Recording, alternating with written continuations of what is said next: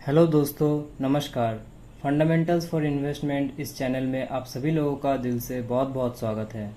चलिए शुरू करते हैं। आज का हमारा जो टॉपिक है वो है निफ्टी का ऑल टाइम हाई अचीव करना। तो जैसे कि आप लोग देख पा रहे हो, निफ्टी ने आज 600 पॉइंट का गैप अप ओपन किया और उसके बाद रुका नहीं। आज हम अगर 15 मिनट्स कैंडल में देखेंगे तो गैप अप ओपन होने के साथ साथ एक रिट्रेसमेंट आया, फिर बायर्स ने अपना बुलिशनेस थोड़ा बहुत दिखाया। ये निफ्टी का बात है। और अगर हम डेली कैंडल्स के अंदर देखें तो ये एक बहुत ही बड़ा गैप अप ओपन हुआ है और लगातार ऊपर की तरफ शिफ्ट हुआ है। अगर मैं अपना एक्सपीरियंस से कहूँ तो जब मार्केट ऊपर जाता है, मैं आप लोगों को दिखाता हूँ, जब मार्केट ऊपर जाने का कोशिश करता है ना, तब या तो ऐसे जिगजैग जिगजैग करके एक कंसोलिडेटेड फेस में रहेगा, उसके बाद एक बड़ा कैंडल बनाएगा जो सपोर्ट लेवल है उसको तोड़ेगा। मतलब मान लीजिए ये सपोर्ट लेवल है, मार्केट ने यहाँ पर टाइम पास किया और उसके बाद एक बड़ा मोमेंटम किया और उस सपोर्ट को तोड़ के ऊपर गया, और जब तोड़ेगा उसके बाद एक कंसोलिडेटेड फेस आ सकता है। मान लीजिए यहाँ पर एक कंसोलिडेटेड फेस आया, उसके बाद फिर से मार्केट ऐसे ऐसे यहाँ पर टाइम पास करेगा, उसके बाद थोड़ा थोड़ा थोड़ा थोड़ा करके ऊपर जाएगा।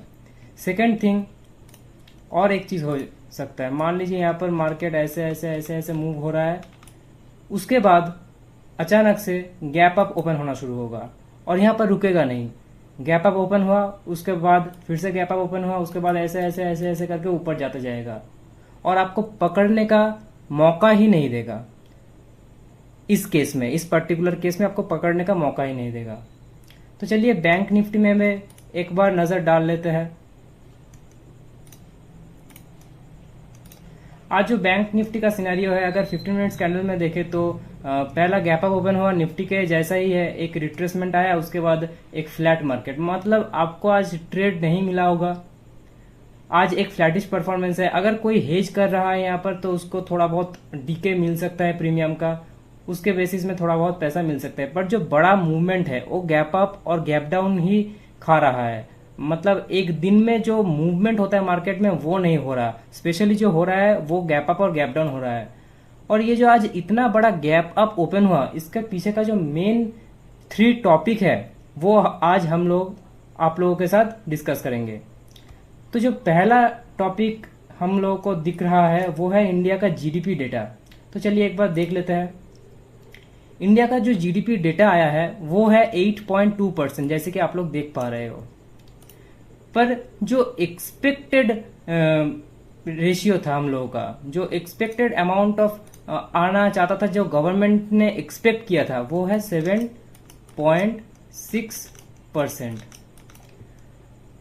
अब जो आया है वो बस इसके जैसा, मतलब 7.6 नहीं आया, उससे ज्यादा आया। मतलब जो एक्सपेक्टेशन था उसको तोड़ के ऊपर चला गया। इसलिए ये एक मेन पॉइंट हो सकता है। दूसरा जो बात है, अगर हम फ्राइडे का डाउ मार्केट देखेंगे, मतलब अगर हम अमेरिका का मार्केट देखेंगे, तो यहाँ पर हम देख सकते हैं, 1 मिनट मैं इसको ये कर लेता हूँ। एक दिन का कैंडल मत देखिएगा, अगर हम 5 दिन का देखेंगे तो फ्राइडे था 31 में, अगर हम वहां से कैलकुलेट करें, एक 1.57% का हम लोगों को अपवर्ड शिफ्टमेंट दिख रहा है। और अगर पॉइंट वाइज कैलकुलेट तो नियरली अबाउट 600 का हम लोगों को अपवर्ड मूवमेंट दिख रहा है फ्राइडे के दिन डाउ में। अब यहां पर एक चीज हो गया इंडिया का जीडीपी का डेटा और हो गया डाउ का डेटा। अब ये दोनों डेटा भी काफी नहीं है मार्केट को इतना बड़ा गैप अप ओपन करवाने के लिए। जो मेन टॉपिक है दोस्तों आज का, इलेक्शन का एग्जिट पोल का डेटा।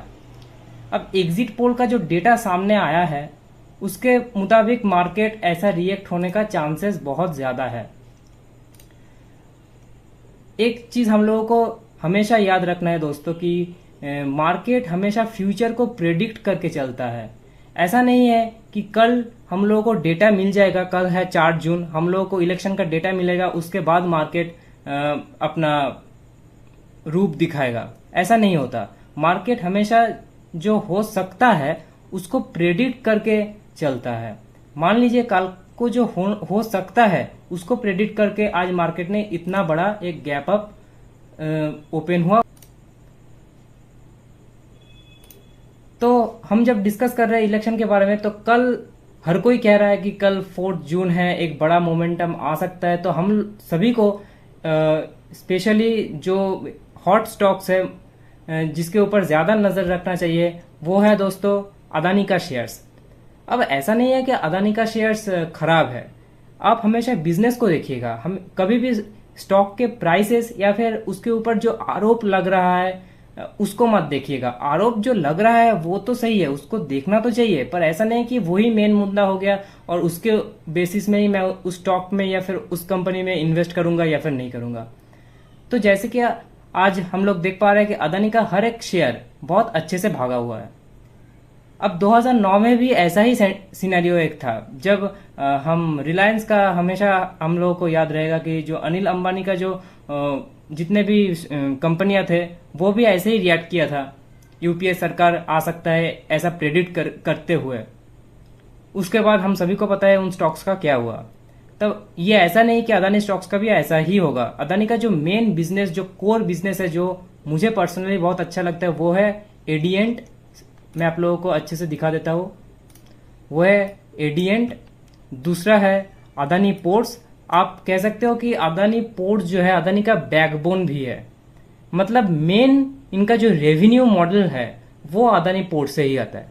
और तीसरा अब जो मतलब बहुत ही हाइप एक टॉपिक है वो है पावर सेक्टर, अदानी पावर। अब टाटा और एबीबी इंडिया के जैसा मान लीजिए अगर अदानी पावर भी ऐसा इलेक्ट्रिक स्टेशन, ऐसा इलेक्ट्रिक चार्जिंग स्टेशन खड़ा करना शुरू कर दे, मतलब हम एज्यूम करके चल सकते हैं ना, मतलब होगा या नहीं होगा ये तो टोटली बिजनेस के ऊपर डिपेंड करता है, कंपनी के ऊपर डिपेंड करता है, पर हम एज्यूम करके चल सकते हैं कि जितने भी पावर कंपनियां हैं इंडिया में और पावर सेक्टर जिस तरीके से सरकार उसको बढ़ावा दे रहा है, जैसे कंपनियां उस मार्केट को कैप्चर करने का कोशिश कर रहा है, उसके साथ साथ अगर अदानी पावर भी उस बिजनेस में उतरता है तो एक अच्छा खासा हम लोगों को अपशिफ्ट में दिख सकता है, जो quarter on quarter basis result है अदानी का उसमें। और तीसरा जो स्टॉक है जो मतलब थोड़ा रिस्की भी हम कह सकते हैं अदानी में, वो है अदानी ग्रीन। अभी जो हाई लगाया था अदानी ग्रीन ने उसको अभी तक तोड़ नहीं पाया, पर फिर भी इनका जो बिजनेस है उसमें हम थोड़ा बहुत रिजल्ट्स वगैरह चेक कर सकते हैं। इतना भी खराब कंपनी नहीं है कि हम उसको देखेंगे भी नहीं, कुछ पढ़ेंगे भी नहीं उसका क्वार्टर ऑन क्वार्टर रिजल्ट्स, उसका बैलेंस शीट, ऐसा भी नहीं है।